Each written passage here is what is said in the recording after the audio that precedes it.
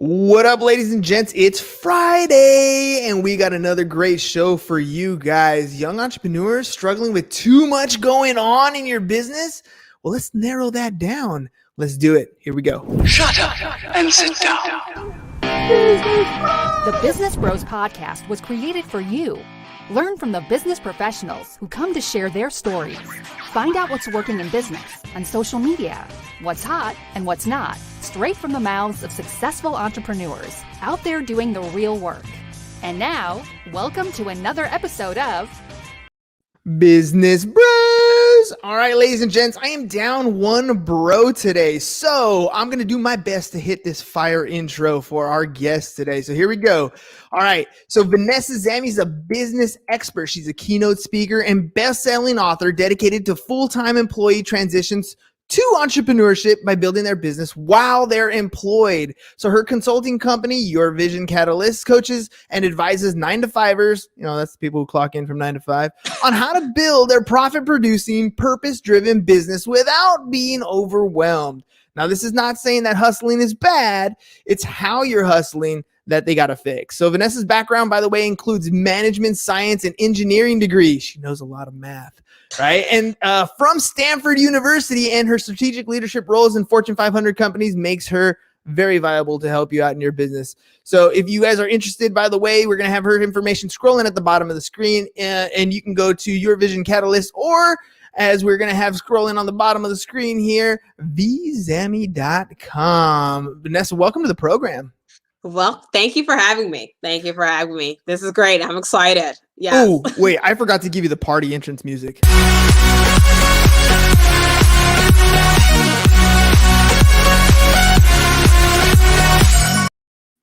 Boom, boom, boom. There we go. Shout out to Jessica for watching. Hey, Jessica. Shout out to Startup Hustle TV. And the broski says, nice job on the fire intro. All right. Thanks, James. Give me a little bit of love. All right, Vanessa, let's do this. So Stanford, first of all, what an accomplishment. How does someone get to Stanford and then decide where to go from there? That's already like at the top. That's a great question. So I actually am first generation born in America, and my mother is originally from Haiti. And so I grew up in Brooklyn, New York, and Boston, Massachusetts. And how did I say to Stanford? I was just good at studying and working hard, pretty much. Essentially, that's what happened there. My mother wasn't really like, oh, education. She was getting food, water, and shelter. And I just had to take care of everything else for myself. And so I did that. And with that in mind, I, went to Stanford on the other side of the country. And yeah, that's essentially what happened. I actually came in pre-med. I did not come in as an entrepreneur. I came in pre-med. I was going to be a neurosurgeon. It was a whole thing. I was like, yeah, 13-year plan. And then midway through, it was like, there are other ways to help people, it turns out. So yes. Oh, dude. All right, Vanessa, but that's not unique. There's so many people, and that's one of the biggest issues I have with college today. It's not that college is bad. It's not that education is bad. It's just a very expensive way to decide on what you want to do, right? There's so many people who have no idea, or they get a degree and then they go out and do something completely different. Never knew that this opportunity of entrepreneurship and finding a way to do something that you love to do that makes you some money is even a viable option. So yeah. You went to med school and then decided to go into entrepreneurship. Tell me a little bit about that path. Yeah. So didn't make it to med school. I essentially went to different classes and courses, did that while still in undergrad, and then decided to go to corporate America. Then corporate America, I realized that it wasn't so I started out, my first salary out of corporate America was 2.5 times the salary my mother will ever make in her life. And I was like, yeah, I made it. Yeah. Woo! And then 3 months into it, I did not want to get out of bed. I was like, what is this life? This is awful. Like, no. So then I was like, okay, maybe it's just like the project. Went to another project. I was like, okay, maybe it's a company. Maybe it's not corporate America. It's a company. Went to a different company. It was just time and time again, I was just getting signs from the universe that this was not it. Now, the thing is, I still thought of entrepreneurship as something that other people did, because I didn't really have an example of like, oh, entrepreneurship is for me. So then when I read Rich Dad Poor Dad, and at that time, I was making a 6-figure salary in corporate America and all that jazz. And so, but I read Rich Dad Poor Dad, and I had Turbo Boss though. But I read Rich Dad Poor Dad, and I realized, oh, wait a second. There's this other way of life. It's called entrepreneurship. and it's accessible to everyone. It's not just for like. I want to pause there because that was the very first book I ever. So I got almost straight A's in high school, right? But I didn't really read a book. I just found a way how I learned how school worked, and I knew how to get A's, right? That was a thing. But when I graduated, that book was the first book I picked up, and like you're describing, it just opened my eyes to a world I didn't know existed, right? I thought it was go to school, get a job, work and get that pension. I had this concept of retirement as being something that happens when you're 65, something when you put in 30 years at a company. Yeah. I had no idea that it was a cash flow problem, not an age problem. Indeed. Agreed. And essentially it was at that moment when I was in corporate America, and I remember at some point I was like, okay, this, before I even picked up the book, before I even heard about the book, I forget even how I even got the book. I remember the book came and I was reading it on the train, but essentially before I even got the book, I literally was like, this cannot be the next 30 years. Like, it cannot make, like, this doesn't make, like, there's something missing here that I'm not getting. Like, I don't get it. And then, it's another 30 years, assuming the retirement age stays the same. Like, this cannot be. And so, no, hell no. Exactly. Yes, what the video just said, right? And then I read the book and I was like, oh, it doesn't have to be. And so from there, it was a whole, just like, whole new world essentially was opened up to me. Yeah. All right. Well, let's go into this then. So I'm getting in the habit of asking the entrepreneurs that come on the show to tell me, what are they selling? Why am I asking that? So I want you to tell the audience, what is it that you're selling? Because I know that there's so many entrepreneurs out there, myself included, that have so many different backgrounds that when you ask something as simple as, what are you selling? We get stuck because we don't really know. We're like, well, I can help you here. I can help you here. I have this license. I have this thing. But how do we narrow down that niche? How do we get that? That's part of what being overwhelmed is about, is having so many things. So what is it that you're selling? Yes. So I coach, consult, and advise 9-to-5ers on how to build their profit-producing, purpose-driven business, even with a demanding day job. That's what I do. Short, sweet, and to the point. See, that's what I'm talking about, right? That easily describes who it is that you're helping, what it is that you do, right? And that's simple and to the point. Okay, so break it down for me. 9 to 5. Yeah. So and that is, you're getting to the point of what another thing that I teach my clients in terms of being efficient and what is that you're sharing out into the world is the who, the what, and the how, right? So the who for me is 9-to-5ers. Who do I help? I help 9-to-5ers looking to build their business, right? Not 9-to-5ers looking to switch a career to another job. Not 9-to-5ers looking to, I don't know, travel the world, whatever, but maybe they are, but through their business, through entrepreneurship.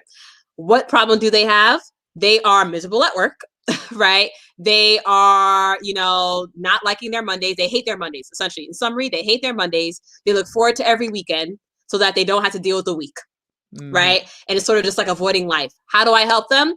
I give you the resources and tools and tips that you need to ensure that you are building your business as successful, as profitable as it can be, right? While you have your day job, so that you don't have to worry about the whole, oh my goodness, like, what am I going to do? Like, all that fear stuff. Build a business while doing your day job. And then when it's time and when you're ready, you will then quit the day job, and then you will get your business going even further.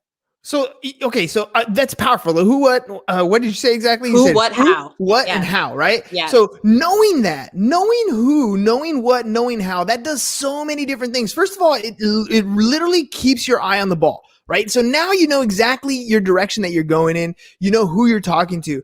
That's super important because we're going to get into something here. Once you start a business, you're invisible to the entire population. Nobody knows you exist when you have a new business, right? We assume something, like I say this all the time. Somebody gets a real estate license and they're like, I got my license, and they think the world is going to come to them and give them all kinds of business. They don't realize that they're invisible. So you're going to have to begin to do a little bit of marketing, getting in front of people and telling them what it is you do. Do you cast a net to the entire world and say, this is what I do? Or do you fine tune that message and speak directly to that person that you're trying to get in front of? You speak directly to the person you're trying to get in front of, right? And you touch on a great point as well, too. When what happens is that some people will like, oh my God, I just started my business. I'm killing the game now. They quit their job. And it's like, no, like, what do you like? No, that's not how that works, right? And the thing is that you just lead yourself into financial stress, right? So in terms of the thing I tell people, focus on who it is that you're serving. Because a big problem that people have, new entrepreneurs have, and I see it when my clients first come to me in my accelerator, is that they'll say, I was like, who do you target? Everyone. Everyone can benefit. Everyone can benefit, but you don't target everyone. No. Right. And what ends up happening, it's kind of like this weird, like, contrast. It's like, in the riches and the niches, what they say, right, in business. And Mhm. so I remember for me, when I was like first heard it, I was like, what do you mean speaking to one person, it speaks to everyone? That doesn't make any sense. It works, folks. It's magic. You speak to one group of people, right? One subset of everyone, right? And you will attract people around you. And so, like, for example, in my business accelerator, like I said, I focus on people with 9 to 5 who are building their business. But I also get people who are full-time entrepreneurs because they also have trouble with their hustle, right? And so at the same time, but my focus, I always say, coach, consult, advise, 9 to 5 specifically, right? But I also get people who are also outside. But you said something really important right there. Who you're talking to is specifically those 9 to 5s who are looking to start that side hustle. Just because you're speaking to that person in your marketing messaging, in your every single pitch, that's who your ideal customer is, doesn't mean that other people won't hear it, right? It doesn't mean that that full-time entrepreneur doesn't benefit from what you have. It's just when you know who your customer avatar is, it allows you to really focus in that attention. Now, if anybody else comes in on the peripherals, that's all gravy. That's great, right? That's beneficial. But you know exactly who you're talking to. And I know we're going to get these other questions like, well, yeah, but what about there's so many people that we're leaving behind? We're excluding so many people when we don't talk to them. How do you combat that kind of argument? It's one of those things where you're excluding them, yes, but you're also not excluding them in terms of you are giving them the opportunity to understand better what it is that you do. If that makes sense. That takes a little more backing, but essentially in being specific, you allow them to rotate and see, okay, so she works with 9 to 5ers and building their business. Okay. Like in that case, are you then okay? So she can help the 9 to 5er, and then she can help me as a full-time entrepreneur. Okay, great, awesome, all right, cool, right? And sort of just like this interesting psychological thing that happens where people can just orient themselves better. Versus if you say everyone, it's like, okay, I guess you're not really like help. You just like, what do you mean everyone? Like it's like kind of like a doctor being like the generalist versus the neurosurgeon, right? If you want help with your brain, you're gonna go to a neurosurgeon. Right. And if you want help with everything, you go to generalists, but you're not going to trust the generalist as much as you would trust like the neurosurgeon. James brings up a good point here. So you're niched. You know exactly who you're talking to. Now, James asked a question. Are you looking for 9 to 5ers in a specific industry? At what point are you getting too niche? Yeah. Right? At what point is that going to happen? And essentially it's that at what point you get too niche is the point where you find yourself just doing something you don't want to do. If that makes sense, right? And what do I mean by that? To answer James' question, do I focus on a specific industry? I do not focus on a specific industry. Why? Because my expertise is in problem solving with different industries, right? I have a client who's a digital marketing consultant. I have a client who's a life coach, client with a t-shirt, apparel, e-commerce business, right? And the thing is, in my experiences in consulting Fortune 500 companies in different industries, from consumer packaged goods to nuclear manufacturing to retail to all that jazz, right? I had those experiences and I had those like that knowledge for a reason. And so I like niche down to 9 to 5ers, right? Looking to build their business. And I was like, great, wonderful. Right. And the thing is, when I find myself, if I was to focus on a specific industry, I know I would be miserable. I would be bored. I would be miserable. I would not like what I was doing. Like, honestly, and that's honestly what at the end of the day it is, right? Because I'm doing this business. I'm doing your business catalyst, right? To not only help other people, but also to like feel good about my day. Like I want to like my Monday. So, like, at the end, that's what it comes down to, right? And so you are niching down too much if you're at the point where you have a business that you just don't want to do. All right, well let's talk about your stint in corporate America. Now you have your degree in some very organized type of field, right? I mean, when we talk math, we're talking getting things super organized. Engineers tend to have there's precision that you want in an engineer. You don't want kind of rough estimates. So when you're sitting down and talking to your clients, how much of what you did in corporate America and what you learned in that space comes into what you're teaching them today? Yeah. So in terms of a lot of it comes into play in that I am seeing the big picture of how do Fortune 500 companies run, right? So I'm always putting that into context and perspective. And then I bring that to the solopreneurs who aren't Fortune 500 companies, but they're trying to be Fortune 500 companies, right? And so they'll say, oh yeah, but this person does like, they're on 15 million platforms. Yeah, because they have 15 million people. You are one person. Like, you are one person. So do not be the 15 million platform person, right? You are one person. So act like one person, right? And the thing is that I work with ambitious people, and ambitious people, you want to do a lot.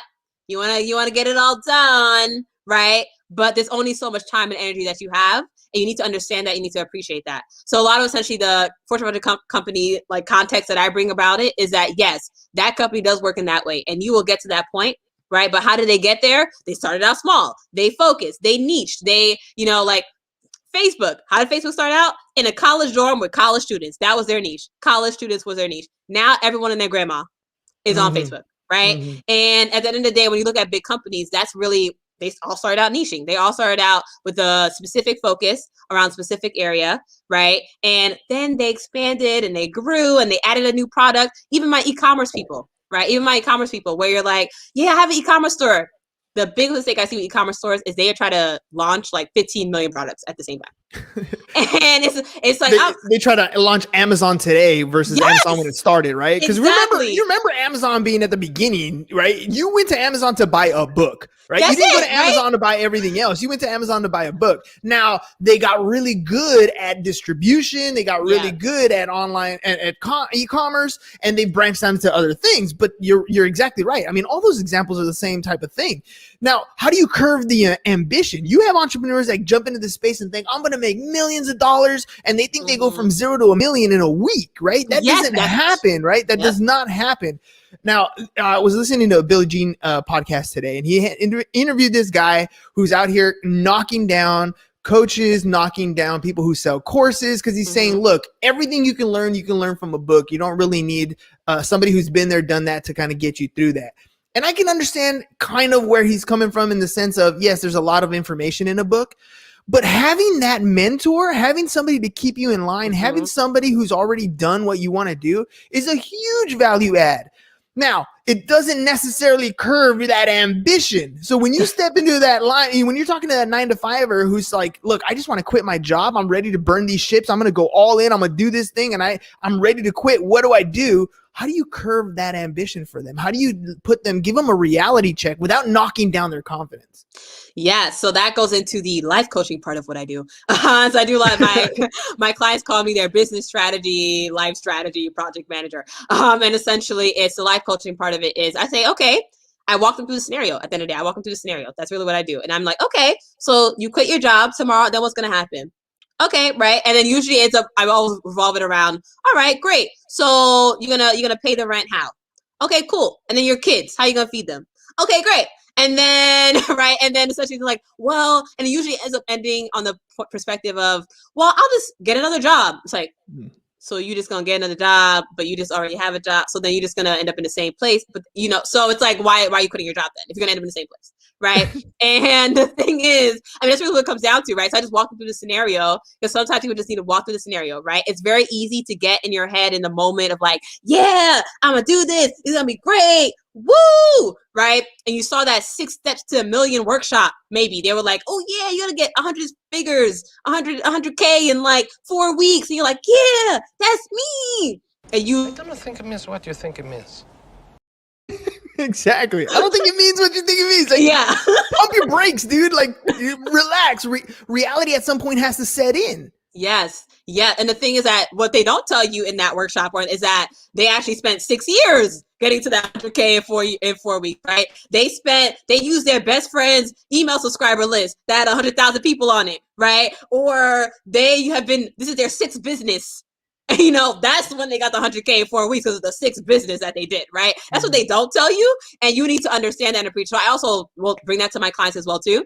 We're like, listen, here's the thing. It's just a reality check, right? It's a reality check of the here and now and where you're at. And it's very easy, especially as a 9-to-5er, when you're in that stage where you're building that business to say, man, if I just didn't have this job, I had so much more time to just build this business. I was in that space too, right? I was like, yeah, I have so much more time. But then I had to realize, like, I live my life with time as my best friend. Like, time was not my issue, right? Time is not your issue, right? In your business and building your business, time is not your issue. It's what you're doing with that time that you have. That's the issue. It's the fact that you're deciding to binge watch a Netflix show versus spending 8 hours on your business, right? That's the issue, right? It's not that, you need more time. right? It's what you're doing with the time that you do have and how it is that you're spending it with your business. You can't handle the truth. Absolutely true. Absolutely true. Okay, so if I only have so many hours in a day, right? I'm working my 9 to 5. That's 8 hours gone. I got to sleep for another like 6. I'm down to 14 hours. I got 10 hours left. I got a family maybe. So, I'm down to like, a few hours here and there. I got to get my sleep in. So maybe it's instead of 6, it's like 8. Okay, realistically, you got 4 to 6 hours left in a day, right? 4 to 6 hours left in a day for you to be productive. What is the best thing that I should be doing with my 4 to 6 hours? Like some of these fundamentals that I should be working on in order to grow my side hustle? Great question. Yeah. I mean, this is also one of my specialties in terms of helping people get stuff done. I remember one of my clients, she's a single mother of 3, and we literally found 18 hours in her schedule during the week to get stuff done in her business. She does she actually like makes the products as well too. And so, but with that being said, what do you do in those 4 to 6 hours? You focus and you be consistent. Right. Another issue with ambition, another issue with entrepreneurs, entrepreneurs starting out that I see is what we call the shiny object syndrome, where you're sitting here and yes, on the one end, you have all these wonderful ideas. You start the business and then all of a sudden 15 million more ideas come. They just keep coming. You're like, oh my God, yes. I can do this. I can do that. You're like, yeah, I'm gonna do this lead magnet. Yeah, I'm gonna do this book. Yeah, I'm gonna do this. I'm gonna do that. Right. And the thing is that in doing that, you're not focusing on anything. You're just starting a whole bunch of stuff, but not finishing anything. Right. So the first thing I tell people, have a parking lot list. So when that great idea comes, you say, oh my God, thank you, self, for having that great idea. And you put it in the parking lot. Right. You put it in the parking lot because it is a idea that will happen later, not right now. It's not right now. Right. So have that parking lot. And then with that being said, what do you do on the present time and the focus? Guilty. Like, I mean, it's everybody. It's not just. Yeah. It's so funny because when you hear stuff like this, right? When you hear other entrepreneurs telling you this, like you got to understand, ladies and gentlemen, you're not alone. Like you're not the only one going through this type of thing. This happens to everybody, no matter what level of success. We're all distracted by something. We all have a vice. We all have Netflix accounts. We all have something most that's going to distract Clubhouse. us. Yeah. Clubhouse, right? And I'm not saying Clubhouse is a bad thing. I learned a lot of stuff, but you can easily get that time suck out of you. That is energy. That is focus that is gone. All right, sorry. I just had to jump in there because I mean that I like it. I think people are like, oh yeah, that's that person. That's that person. No, dude, look in the mirror. Take a deep look in the mirror. I promise you, you can lie to everybody else. You cannot lie to yourself. Look deep into your eyes. You'll see it. Yeah. I remember speaking to a client and she mentioned, she's like, I'm insulted you told me that. And I was like, are you insulted because it's not true? Or are you insulted because I handed you a mirror? Like, what are you insulted by? Right? Like, and so, but anyways, but to that point though, there's what you should do in the 4 to 6 hours during your day, right? Put those ideas, those great ideas you have, parking lot. Okay, cool. Now, what do you do in the present time? What I like to tell people is in any given, because I remember what I was doing, it's very easy as an entrepreneur, right? You have this vision.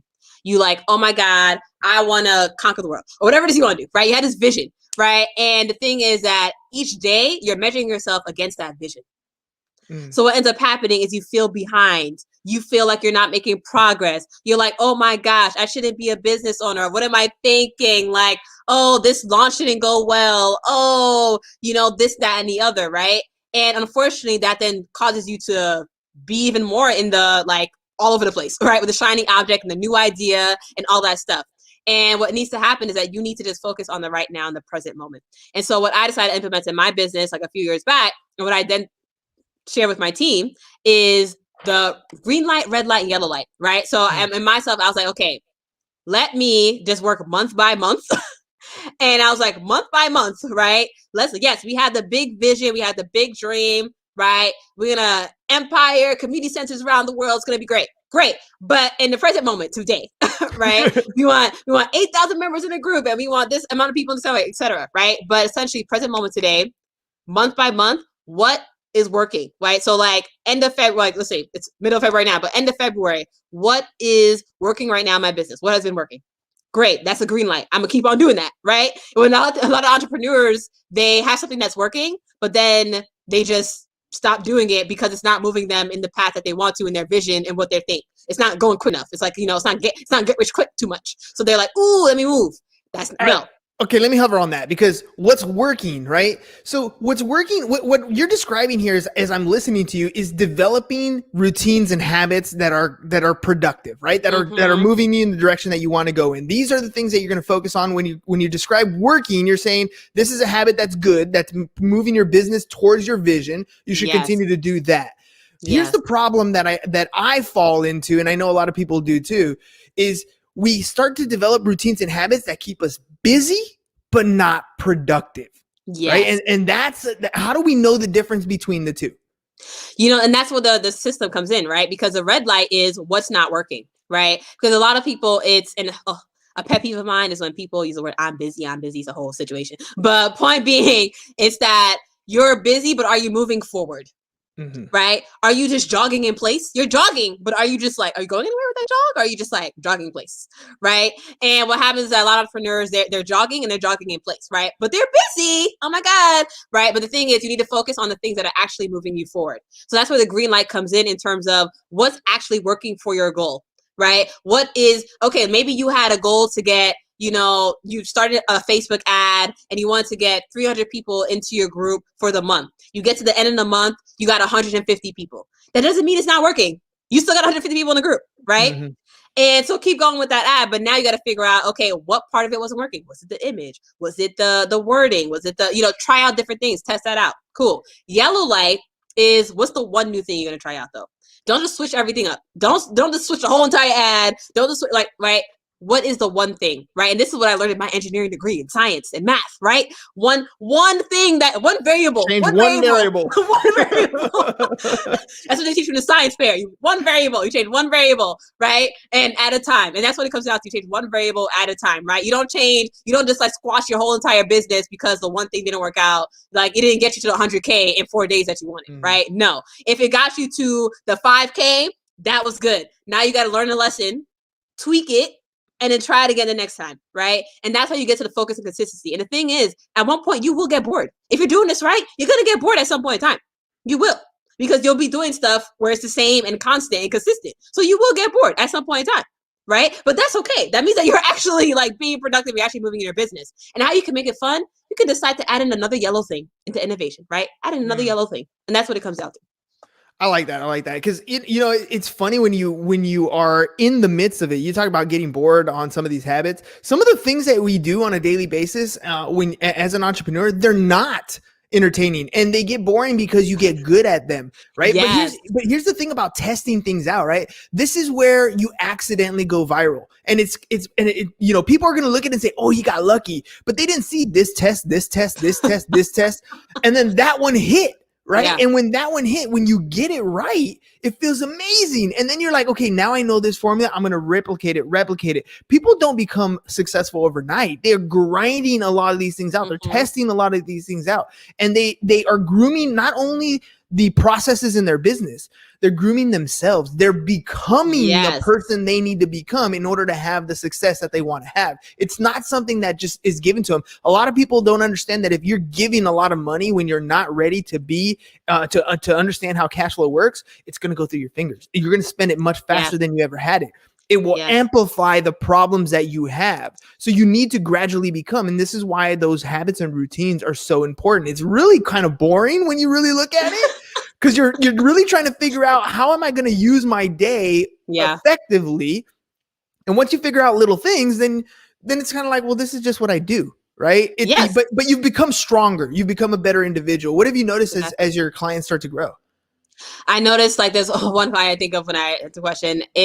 I noticed that like one client was telling me, I'm not ping pong as much as I used to. I've been more productive, right? That's what she was saying, right? I have another client who like literally, she just thanked me like 15 million times on the phone, right? And we were just reminiscing how literally, and this happened this week. 2.5 months ago, we were on the phone and she was like, Vanessa, I don't think I could do this business. Like I'm overwhelmed. She's a mother of two twins and she's doing this business, setting example for her kids. And she also has a demanding day job as a big time project manager in a Fortune 100 company. And she's like, Vanessa, like, I was like, what did you do in November? She's like, yeah, I didn't do it. I didn't market anything. I'm just wrapping up my clients' work. Like it's just too overwhelming. 2.5 months ago, that's what she was saying. And now today, this week, we just hired someone on her team. in her business, right? Now she has someone helping her out, unpaid, because he was like, I'm gonna just volunteer to help you out, right? She is literally having to like pause her clients because she's getting so much referrals that it's like she doesn't know what to do with them, right? Into her business, right? And the money just coming in, and literally each month she's reaching the next 1,000 mark. It's like now she's at the 3,000 mark, and it's just like it just keeps on getting closer into her like eventually quitting her job, right? And that's what ends up happening, is that you just feel like things are just moving along smoothly and flowing, right? And you are having this confidence that you can get things done. And it's a matter of getting you in that state, right? You can, ladies and gents, you can do it. You can do it. It is not easy, and is not, it will take work. I'm not going to tell you that it doesn't take any work, but here's the thing that people do not realize. Like I get told this all the time. You work too much. No, I don't. I actually like what I'm doing, right? Oh my God. It changes your perspective. Trust me. People who are looking from the outside in are going to say things to you that are going to knock you down because they love you. They don't want you to quote unquote work so hard. That's because their 9 to 5, they hate going to. They don't realize that you would do it all day long if you possibly could, right? Yeah. So you got to understand where these commentary is coming from and how you're doing things. Once you figure out what it is you love to do and you learn to monetize that, it's a whole different ball game. Now you're just now you're hooked. It's almost like a drug. Like you can't not do what you love to do. So Vanessa, we're heading towards the end of our time. You have so much energy. You have so much information. I can't believe you jam-packed it into 30 minutes. You just barely scraped the surface. But can you let our audience know how they can get a hold of you so they can get organized, so they can start looking at their position in life and decide this isn't where I want to be. Check it out. Rich Dad Poor Dad was right. There are more opportunities out here. How can I get in contact with Vanessa?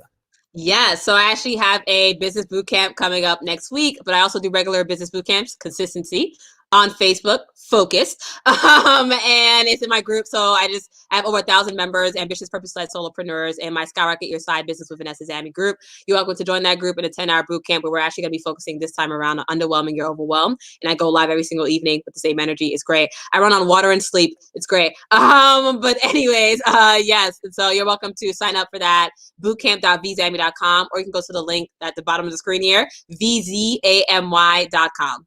Perfect. Vanessa, thanks for coming on the show. Just amazing. It's rare that we get people that have as much energy as you do. I usually get told I have the energy that brings them up. This time I was like, damn, I'm falling behind. I need to step up my game. This girl's like, she's a firecracker, man. But I had fun. Thank you very much for coming on the show today. Oh, thank you for having me. I greatly appreciate it. All right, ladies and gents, you heard it. It's Friday. Were you looking forward to today? Because the weekend is here. By the way, some of you already started the weekend. It's a 4-day weekend. It is what it is. Like, you got to look in the mirror again. Look in the mirror. Just decide what it is you want to do. If what you're doing right now is not making you happy, you need to make a change. Believe me, there are people that I know that make $250,000 a year and hate what they do every single day. And I know people who make like $30,000 a year and love waking up every single day. It's not about the money. Find that happiness. That's really what it's all about. And lastly, I want to give a shout out to my daughter. Happy birthday. She turns 12 today. So Mila, happy birthday. We love you so much. And now it's time to go have some cake and ice cream. And so we're going to go do that. Vanessa, thank you again for being on the show. Ladies and gents, we'll see you guys again next week. Peace. And we're out. Thank you for listening to the Business Bros Podcast. Are you looking to get more clients or to increase your income? Hernan, the business bro, can help you generate referrals through the power of podcasting. And James, the insurance bro with Pipeline Insurance, can help you effectively add insurance to your existing business. If you are ready to create wealth today and generational wealth for tomorrow, email businessbros@seeusfirst.com to schedule a free consultation, or join the Business Bros Network, www.businessbros.biz.